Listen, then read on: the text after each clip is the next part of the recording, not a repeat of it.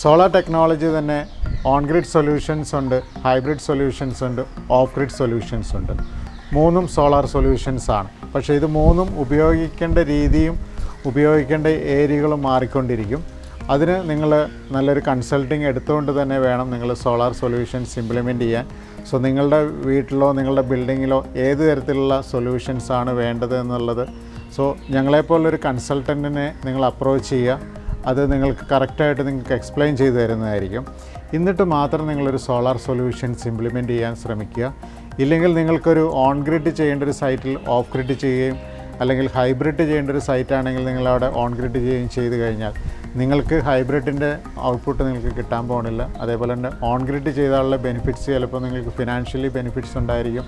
പക്ഷേ നിങ്ങൾ എനർജി ലെവലിൽ ചിലപ്പോൾ നിങ്ങൾക്ക് ആ സൈറ്റിൽ ഹൈബ്രിഡാണ് ആവശ്യമെങ്കിൽ നമ്മൾ ഹൈബ്രിഡിലേക്ക് തന്നെ പോകുക. ഇങ്ങനെ ഏത് സംശയം ഉണ്ടെങ്കിലും നിങ്ങൾക്ക് ഈ താഴെ കാണാവുന്ന നമ്പറിൽ കോൺടാക്റ്റ് ചെയ്യാവുന്നതാണ്.